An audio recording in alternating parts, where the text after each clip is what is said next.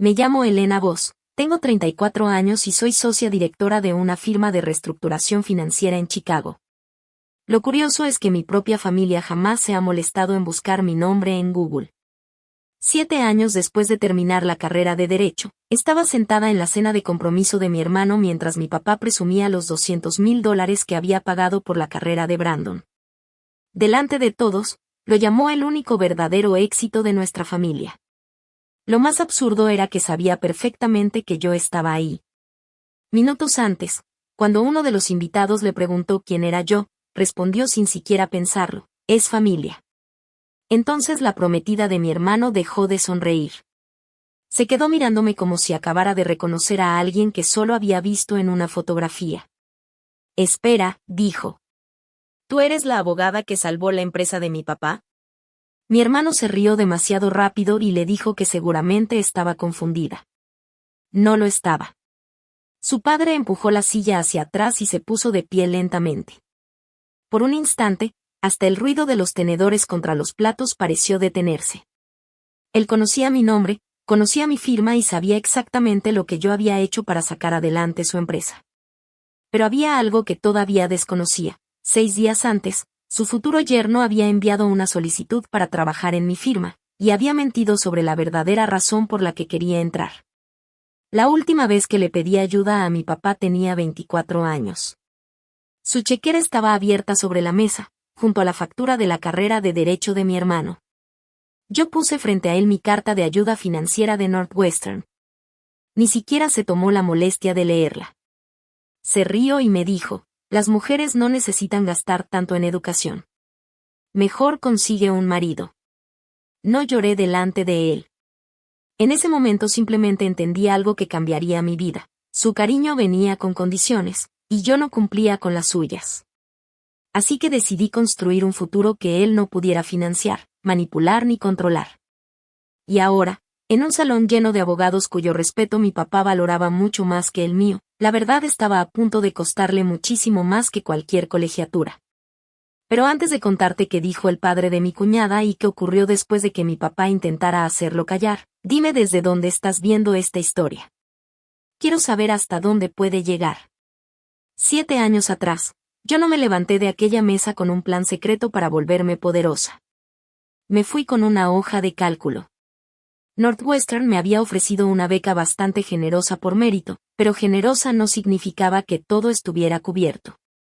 Entre la colegiatura, las cuotas, la renta, el seguro, los libros y el costo de vivir cerca de Chicago, todavía quedaba una cantidad suficientemente grande como para preocuparme. Mi papá acababa de transferir el primer pago de la carrera de Brandon en la Universidad de Chicago. Para él, eso era una inversión en el futuro de su hijo.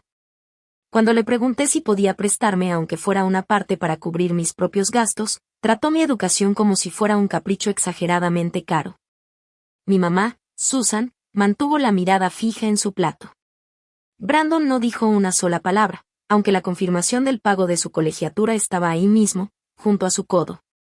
Doblé mi carta de ayuda financiera, le agradecí a mi mamá por la cena y salí de la casa antes de que mi papá pudiera confundir mi silencio con una rendición. Como había tomado 2 años entre la universidad y la carrera de Derecho, aproveché los últimos 14 meses antes de comenzar las clases para trabajar en 3 empleos. A las 5 de la mañana abría un pequeño puesto de café dentro del campus. Por las tardes capturaba y organizaba expedientes para una firma especializada en defensa de aseguradoras, y los fines de semana trabajaba atendiendo banquetes. El horario era agotador, pero al menos las cuentas eran claras. Ahorré lo suficiente para pagar la mudanza y cubrir mis gastos básicos durante el primer semestre. Cuando comenzaron las clases, dejé el trabajo de los banquetes, solicité préstamos federales para cubrir lo que faltaba y acepté proyectos de investigación pagados que podía acomodar entre mis materias. Durante mi segundo verano, conseguí una pasantía en una firma mediana. Lo que gané ahí prácticamente cubrió un año de renta.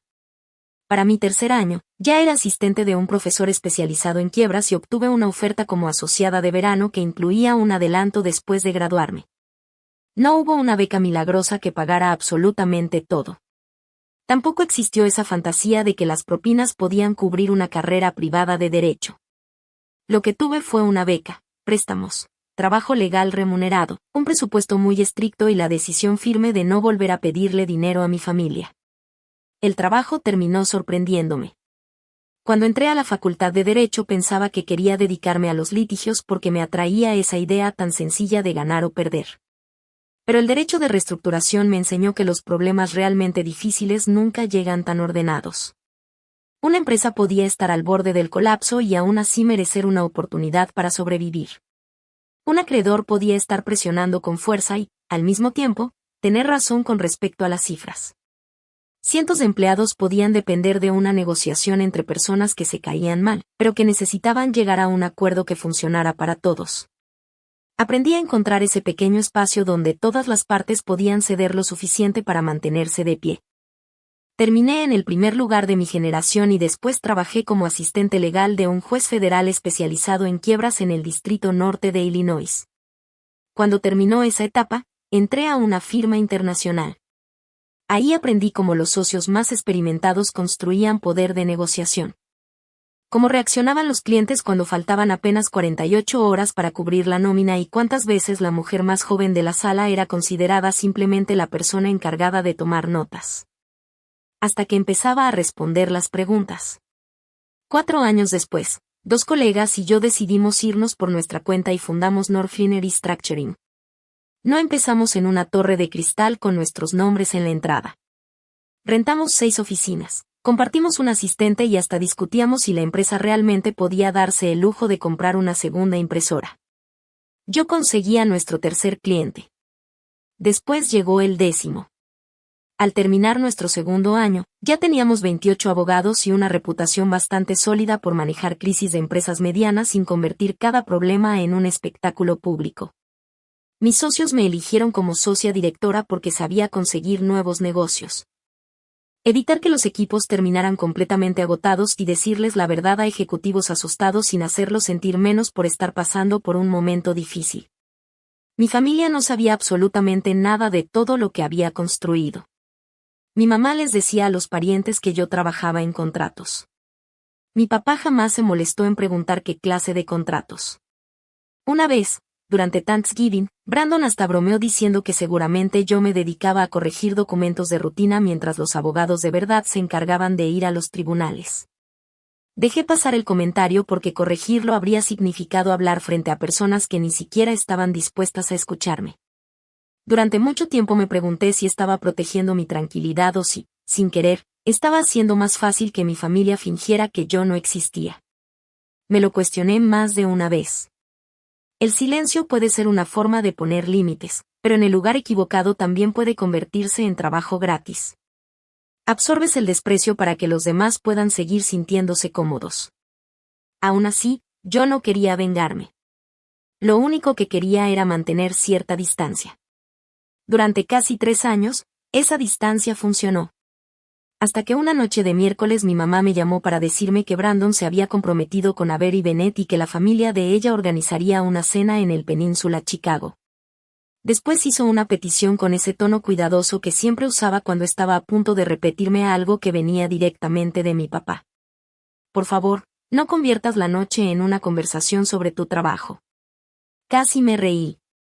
En esa familia nadie me había invitado jamás a hablar de mi trabajo. Lo que realmente quería decir era mucho más sencillo. Ve, sonríe y hazte lo suficientemente pequeña para que tu hermano pueda seguir pareciendo grande. Acepté de todos modos. No porque creyera que mi papá hubiera cambiado, sino porque quería conocer a la mujer con la que Brandon pensaba casarse antes de que ella también terminara formando parte de aquel silencio familiar.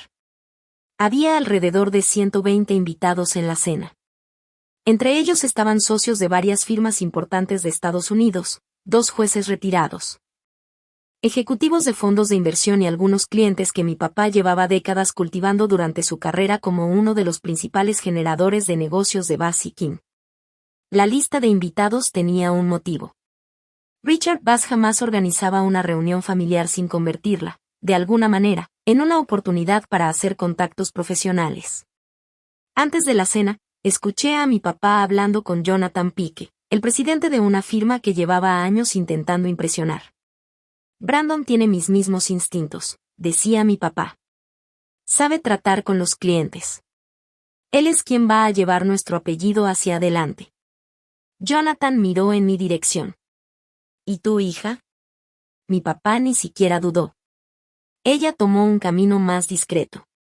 Entonces se dio cuenta de que yo había escuchado. Por una fracción de segundo se le endureció la mandíbula, pero enseguida volvió a sonreír, como si la persona que hubiera interrumpido algo hubiera sido yo.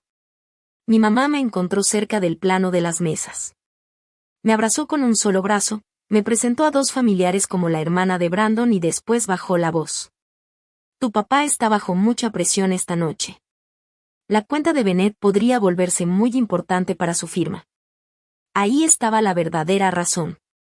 Aquello no era solamente una cena de compromiso.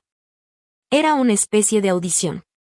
Bennett Industrial Systems estaba a punto de elegir un nuevo grupo de firmas externas para manejar sus asuntos legales a nivel nacional. Su gasto anual en servicios jurídicos era lo bastante grande como para cambiar la compensación de un socio y, además, tenía suficiente peso para influir en la campaña de mi papá para conseguir un lugar en el comité ejecutivo de su firma. Yo conocía esa empresa mucho mejor de lo que mi papá imaginaba. 18 meses antes, Bennett Industrial Systems había estado a pocas semanas de incumplir uno de sus acuerdos financieros después de que su principal distribuidor se viniera abajo. Yo había encabezado al equipo de Northline durante una reestructuración bajo el proceso de Chapter 11 previamente negociado. Logramos un acuerdo temporal con el grupo de acreedores, vendimos una división que no era esencial para el negocio, redujimos considerablemente la deuda financiada y protegimos más de 600 empleos. Cerramos todo el proceso en apenas 74 días. Avery había participado en varias reuniones con el consejo. Su papá, Marcus Bennett, había estado presente en cada una de las conversaciones difíciles. Cuando mi mamá me llamó para contarme que Brandon estaba comprometido con Avery, yo ni siquiera relacioné su apellido con el caso. Bennett era un apellido bastante común. Después de tantos años trabajando con información confidencial, había aprendido a no mezclar los expedientes de mis clientes con conversaciones personales. Sin embargo, durante la recepción reconocí a Marcus al otro lado del salón. Estaba rodeado de invitados y todavía no me había visto. Decidí no acercarme. La reestructuración había terminado bien, pero esa noche pertenecía a su hija. No era una reunión para hablar de negocios ni una celebración por el cierre de un caso. Entonces Avery se acercó acompañada de Brandon. Mi hermano me dio un beso rápido en la mejilla, sin mucho cariño, y dijo: Avery, ella es Elena. Hace algo por el centro. La forma en que lo dijo era tan familiar que casi ni me dolió. Y eso fue precisamente lo que me inquietó. Otra vez, mi identidad había quedado reducida a alguien que hace algo. Avery sostuvo mi mirada un segundo más de lo que exigía la simple cortesía. ¿Elena Bass?, preguntó. Brandon respondió antes de que yo pudiera hacerlo. Sí, aunque hay muchísimos Bass en Chicago. Avery volvió a mirarme. ¿Tú trabajaste en la reestructuración de Bennett Industrial? Le dije que sí, procurando no agregar nada más. Su expresión cambió. Primero había sido curiosidad, pero ahora era reconocimiento. Tú la dirigiste. Te vi en la última reunión con el consejo. Brandon soltó una risita incómoda. Ella ayudó con algunos papeles. Seguramente eso es lo que recuerdas. La expresión de Avery se quedó completamente seria. No. Recuerdo a la persona que les explicó a nuestros acreedores que liquidar la empresa destruiría mucho más valor que darle tiempo para recuperarse. Mi papá se había repetido esa misma frase durante meses. Antes de que pudiera responderle, el encargado del banquete anunció que todos debíamos tomar nuestros lugares. Brandon se llevó a Avery colocando una mano en su espalda y se inclinó para decirle algo al oído mientras se alejaban. Ella no respondió. Yo me senté en la mesa 9 junto a algunos familiares con los que casi no tenía contacto y dos conocidos profesionales de mi papá. Uno de ellos me preguntó si estaba de visita en Chicago. Mi papá, que justo pasaba detrás de nosotros, contestó por mí. Esta noche, Elena es solamente familia. El invitado me dedicó una sonrisa incómoda, como si quisiera disculparse por lo que acababa de escuchar. Yo no sentí ninguna necesidad de sacarlo de esa situación. Después del primer platillo, Mi papá se levantó con una copa de champaña en la mano. Elogió a la familia de Avery, habló maravillas de la futura unión entre dos instituciones importantes de Chicago y pasó unos 5 minutos enumerando los logros de Brandon. Después me miró directamente. Y soltó la frase que, por la seguridad con la que la dijo, seguramente había ensayado antes. Mi hijo es el único verdadero éxito de nuestra familia. Algunos invitados aplaudieron por pura inercia. Otros voltearon hacia mí, esperando ver cómo reaccionaba y tratando de medir hasta dónde había llegado la crueldad de sus palabras. Yo mantuve las manos sobre las piernas. Avery dejó el tenedor sobre el plato. El pequeño sonido metálico fue más contundente que los aplausos. Se inclinó hacia Brandon y le susurró algo. Él negó con la cabeza. Ella volvió a preguntarle, esta vez un poco más fuerte. Tú me dijiste que tu hermana era administradora de contratos. Marcus levantó la mirada desde el otro lado del salón. Sus ojos encontraron los míos y, en ese instante, la expresión amable que había mantenido durante la velada desapareció. Avery se puso de pie, pero no caminó hacia el escenario. Se quedó junto a su silla. Papá, ¿tú conoces a Elena? Hizo una pausa. Brandon me dijo que solicitó trabajo en Orfline. Mi papá todavía tenía el micrófono en la mano. Avery, respondió con una sonrisa tensa, podemos hacer las presentaciones después del brindis. Marcus empujó su silla hacia atrás y se levantó. No hizo ningún espectáculo. Era un ejecutivo de manufactura de 63 años que había aprendido que moverse despacio hacía que la gente prestara atención. Sí, conozco a la señora Bass. Ella fue la principal abogada de reestructuración cuando Bennett Industrial estuvo a punto de perder el control de la empresa. Ella ayudó a salvarla. Después volteó hacia mi papá. También es la socia directora de Norflin, la firma a la que acaba de solicitar empleo tu hijo. El salón no explotó. Fue peor. Se quedó en silencio poco a poco, mesa por mesa. Cerca del frente, un tenedor golpeó un plato. El rostro de Brandon perdió el color y la mano de mi papá se cerró con más fuerza alrededor del micrófono. Avery miró de mí a Brandon. Me dijiste que ellos se pusieron en contacto contigo. Brandon respondió demasiado rápido. Sí. He estado hablando con gente de ahí. Elena no participa en las contrataciones. Esa última parte era cierta, pero solo en el sentido más estricto. Como socia directora, yo no revisaba personalmente cada currículum de abogados que buscaban cambiar de firma. Las contrataciones importantes llegaban a mí después de que el comité de talento terminaba su evaluación, y yo aprobaba las incorporaciones de mayor nivel. 6 días antes, nuestro sistema había marcado automáticamente una solicitud porque el candidato compartía mi apellido y había registrado una dirección anterior que reconocí. Supe de inmediato que era Brandon. Informé la relación, me aparté del proceso y no abrí su currículum. Eso era prácticamente todo lo que sabía sobre su solicitud. Marcus miró a su hija. ¿Solicitó entrar a Norfline? Avery asintió. Me dijo que ellos lo habían buscado para dirigir su área de manufactura en crisis. También aseguró que el caso de Bennett era una de las razones por las que estaban interesados en él. Observé cómo aquella supuesta oportunidad laboral comenzaba a convertirse en algo mucho más serio. Brandon no solo estaba exagerando sus posibilidades para impresionar a mi papá. Había utilizado un antiguo caso confidencial de un cliente como parte de su historia y había insinuado que existía un puesto que en realidad nunca se le había ofrecido. Todos los abogados presentes entendían perfectamente por qué yo no podía hablar sobre una solicitud de empleo que todavía estaba en proceso. Mi papá también entendió lo que estaba pasando, pero la desesperación lo hizo actuar sin pensar. Elena, dijo por el micrófono, aclara esto. Diles que tu hermano está siendo considerado para el puesto. Me puse de pie, no porque él me lo hubiera ordenado, sino porque en ese momento guardar silencio podía hacer que la mentira pareciera cierta. No puedo hablar de información privada relacionada con una contratación, respondí. En cuanto nuestro sistema detectó que había un vínculo familiar, me aparté del proceso.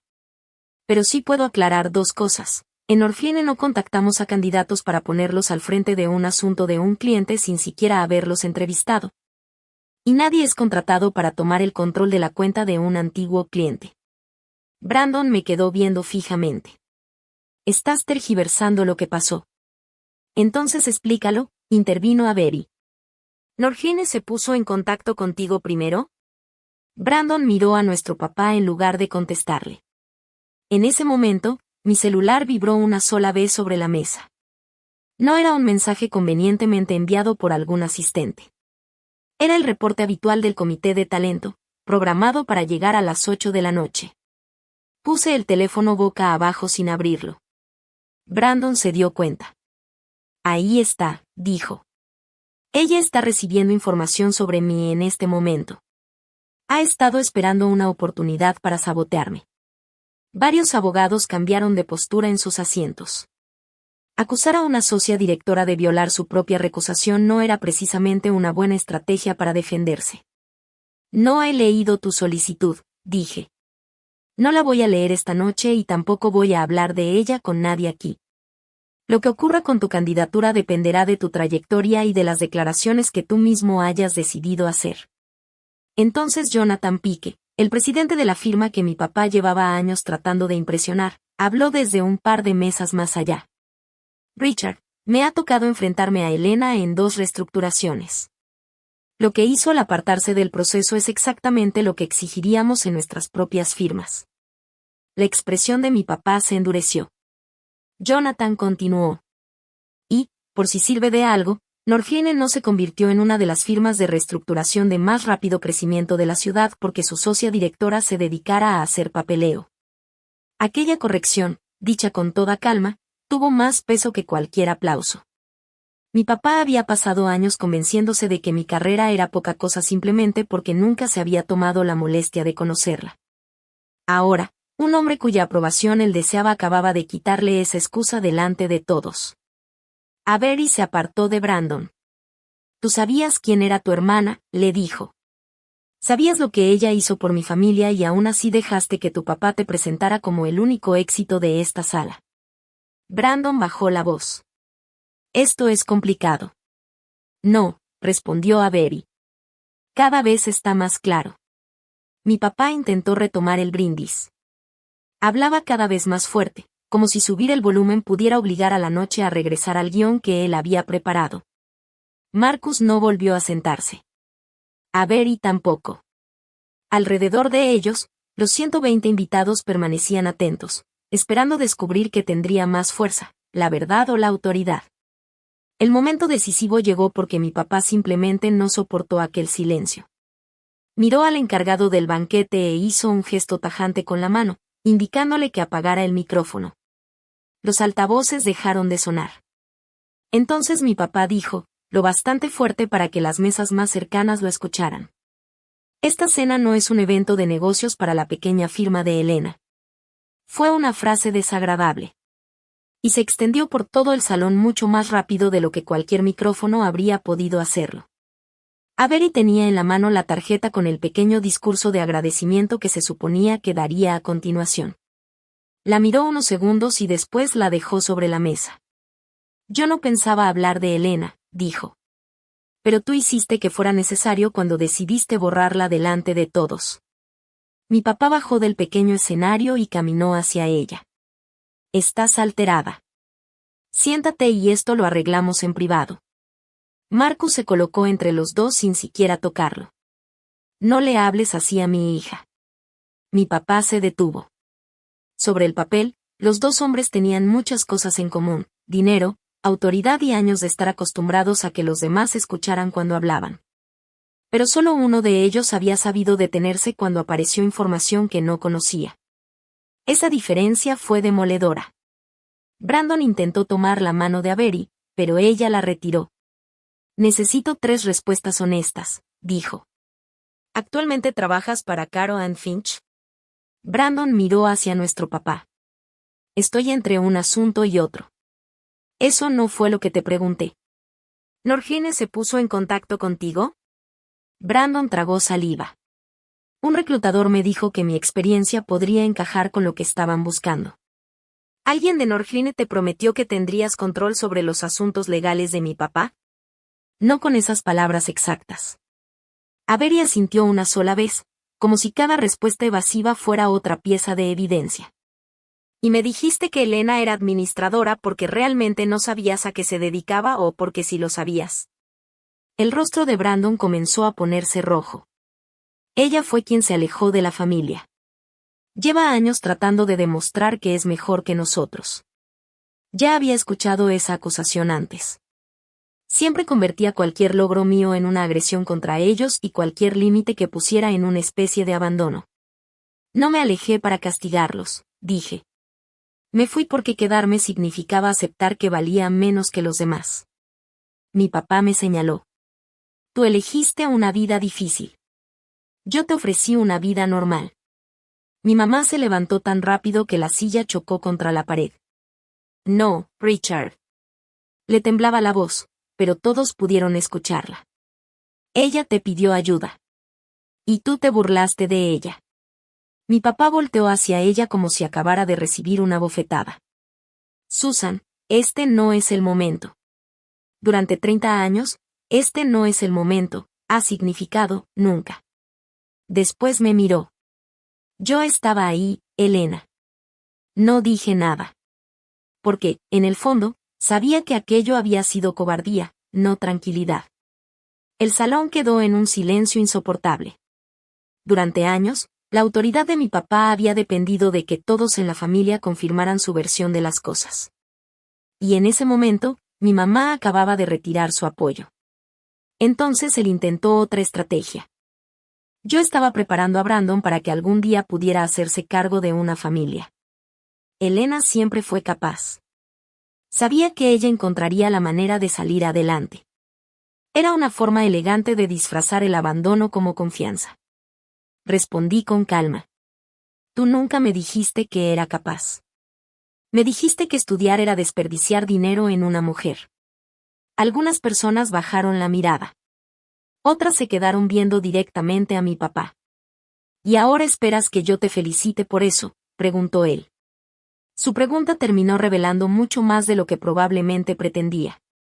No quería conocerme realmente. Quería que mis logros sirvieran para hacerlo quedar bien a él. Si un padre solamente reconoce tu valor después de que un cliente y un salón lleno de socios importantes lo confirman, ¿eso es orgullo o simplemente instinto de supervivencia? Marcus rompió el silencio. Richard, Bennett Industrial ha estado considerando a tu firma para formar parte de nuestro nuevo grupo de asesores externos. Nosotros evaluamos el criterio y la capacidad para tomar decisiones, no solamente los currículums. Esta noche me ha mostrado información que antes no tenía. El rostro de mi papá cambió.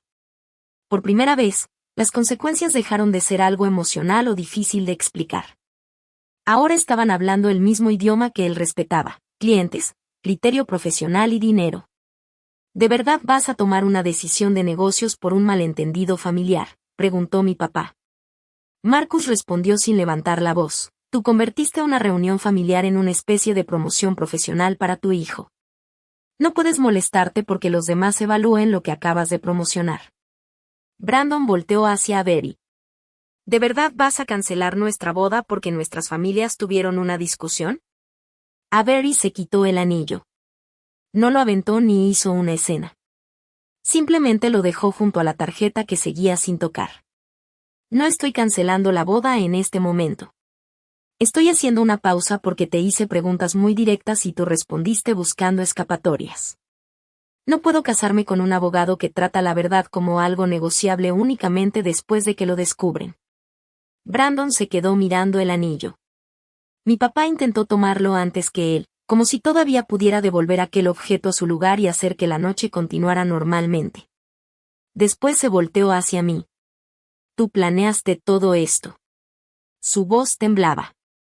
Ya no era autoridad. Era miedo. Viniste sabiendo lo de su solicitud. Esperaste hasta mi brindis. Yo mantuve la calma.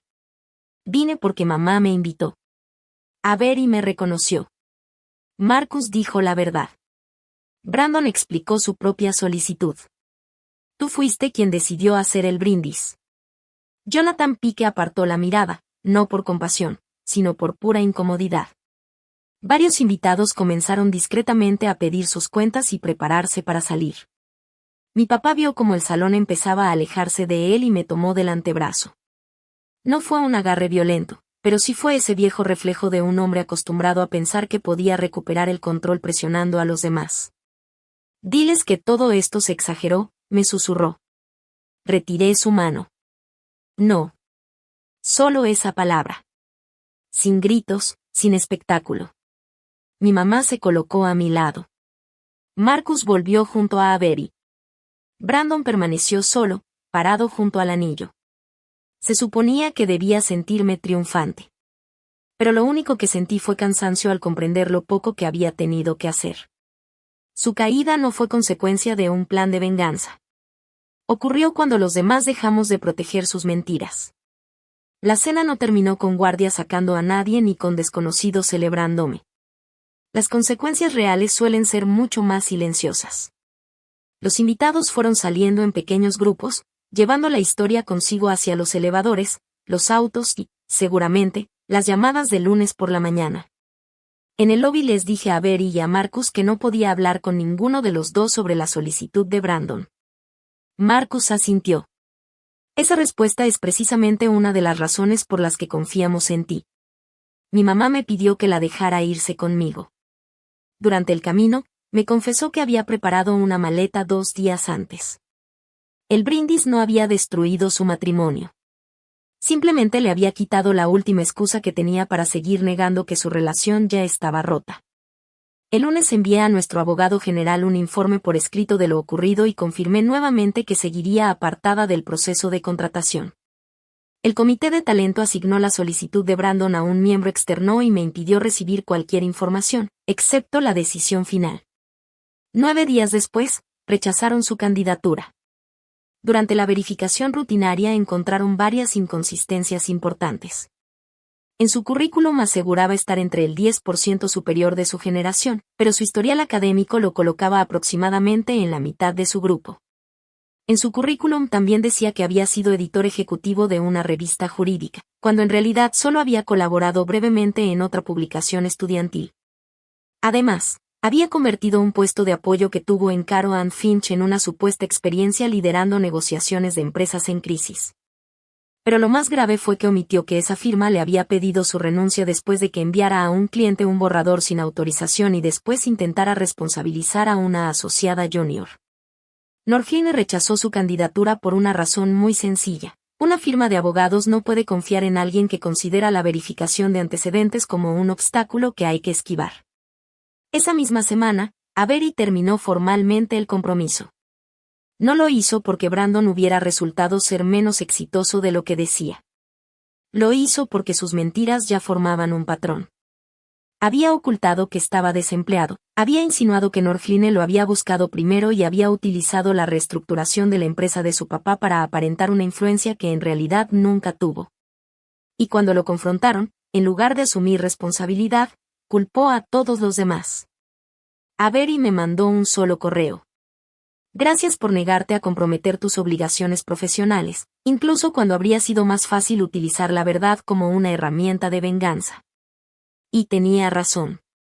Vengarme habría sido abrir su expediente y asegurarme personalmente de que lo rechazaran.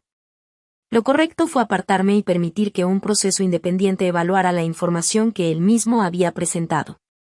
Las consecuencias profesionales para mi papá llegaron más despacio, pero terminaron siendo mucho más pesadas.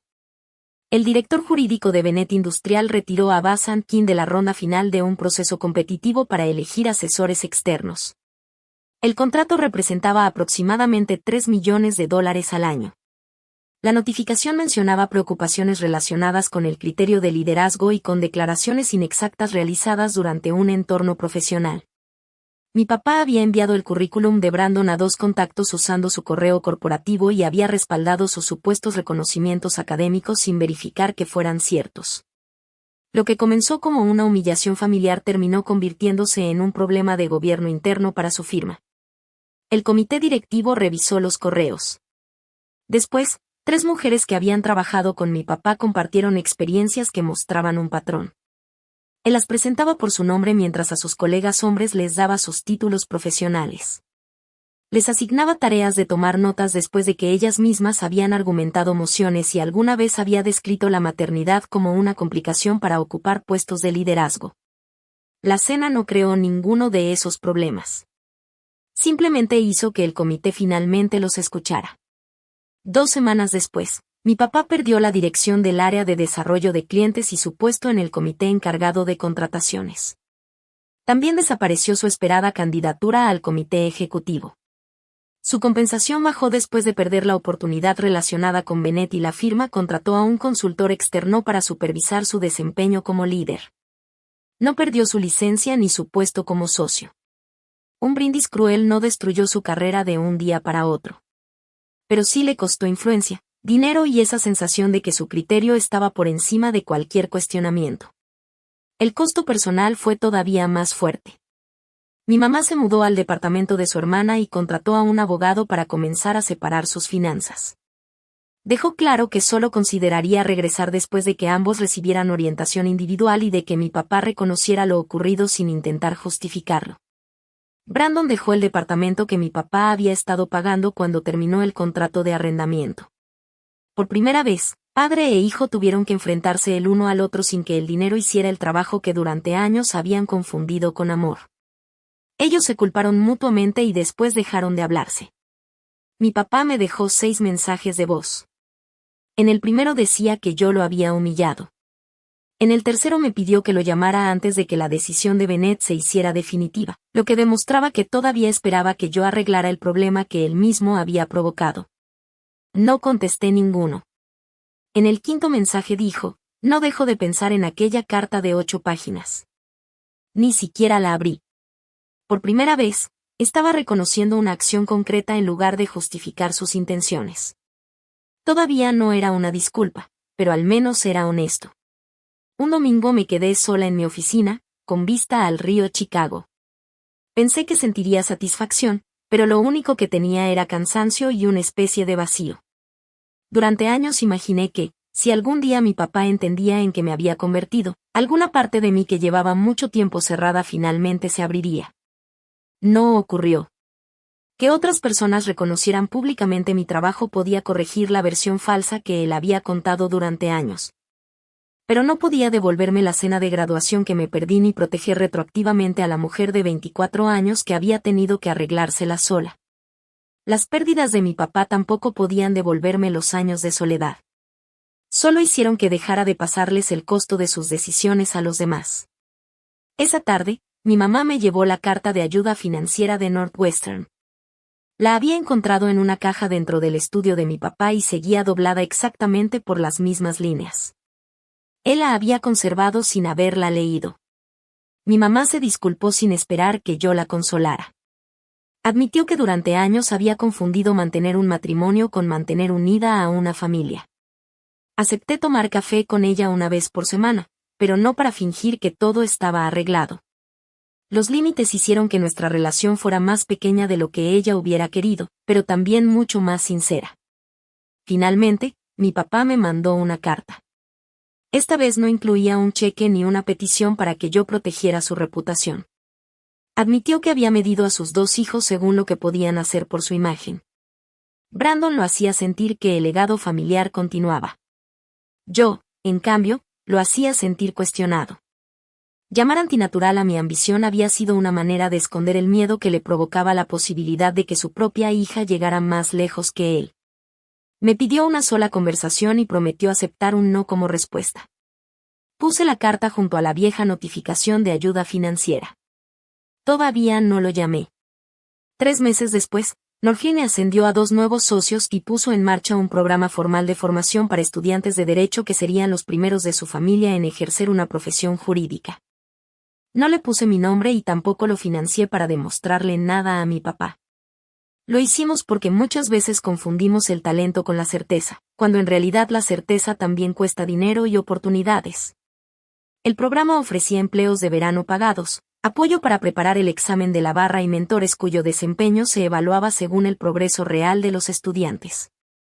Yo sabía perfectamente cuánto podía cambiarle la vida a alguien contar con ese primer puente. En la inauguración estuvo Marcus como antiguo cliente de Northline, y Avery llegó con él. Ella se había integrado al comité que supervisaba la recuperación de Benet Industrial después de la reestructuración. Nos saludamos de manera completamente profesional. Ella no volvió a agradecerme, y me pareció bien. Ninguno de los dos necesitaba convertir aquella noche tan desagradable en el inicio de una amistad. Brandon tampoco terminó hundido. Consiguió trabajo revisando contratos a través de una agencia y comenzó a corregir su currículum poco a poco, línea por línea. Mi mamá me contó que había empezado terapia, aunque todavía describía aquella cena como algo que le pasó a él. Esa frase me dejó claro que todavía no estaba listo para hablar conmigo. Mi papá completó 8 sesiones de terapia y después me mandó un último mensaje. Estoy entendiendo que el arrepentimiento tiene que ver con lo que siento, pero hacerme responsable significa demostrarlo con lo que cambio. Le creí a la frase. Todavía no confiaba en el hombre que la había escrito. Y esa diferencia terminó convirtiéndose en una de las lecciones más importantes que me llevé de todo aquello. Perdonar no es un premio que alguien recibe simplemente porque por fin sufrió las consecuencias de sus actos. Reconciliarse tampoco es una obligación porque un padre envejezca, pierda influencia o finalmente descubra que la hija a la que menospreció terminó siendo alguien importante. Poner límites no es buscar venganza. Es decidir bajo qué condiciones puede regresar el cariño sin exigirle a la persona herida que vuelva a desaparecer para mantener la relación. El verdadero precio que pagó mi papá no fue solamente perder un cliente, recibir menos dinero o terminar con una casa demasiado silenciosa. Fue tener que aceptar que aquella hija que alguna vez consideró una mala inversión se había convertido en una mujer cuyo respeto no podía comprarse. Y también tuvo que enfrentar otra realidad. El hijo al que había financiado durante años había aprendido a confundir el apoyo familiar con estar exento de las consecuencias de sus propias decisiones. En cuanto a mí, no gané aquella noche porque un salón lleno de personas influyentes finalmente descubriera mi puesto o reconociera mi nombre. Mi verdadera victoria había ocurrido años antes, cuando dejé de esperar que los prejuicios de otras personas emitieran un veredicto justo sobre mi valor. La cena de compromiso simplemente convirtió esa verdad privada en algo que todos pudieron ver. Todavía estoy decidiendo si quiero reunirme con mi papá. Si algún día acepto, será en el consultorio de un terapeuta. Sin clientes a quienes impresionar, sin familiares obligados a mantener la paz y sin un micrófono que él pueda apagar cuando la conversación deje de favorecerlo. Tendrá que escuchar cuando ya no haya nada que pueda ganar. Y ahora quiero preguntarte algo con toda honestidad. ¿Crees que debería darle esa conversación o sería mejor esperar hasta que sus acciones demuestren durante más tiempo que su disculpa es sincera? Y si tu propia familia solamente reconociera tu valor después de que otras personas lo hicieron primero, ¿lo llamarías amor, arrepentimiento o simplemente miedo a perder el acceso a ti? Cuéntame qué harías tú y por qué. Tal vez alguien que esté pasando por algo parecido necesite leer tu respuesta. Gracias de verdad por acompañarnos hasta aquí.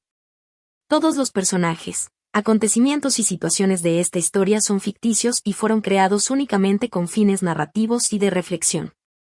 A veces el dolor puede hacernos dudar de nuestras decisiones, pero también puede enseñarnos a pensar con más claridad y elegir mejor la próxima vez. Lo que te lastimó no tiene por qué definirte ni dividirte para siempre. También puede enseñarte a poner límites, reconocer tu propio valor y protegerte de una manera más consciente.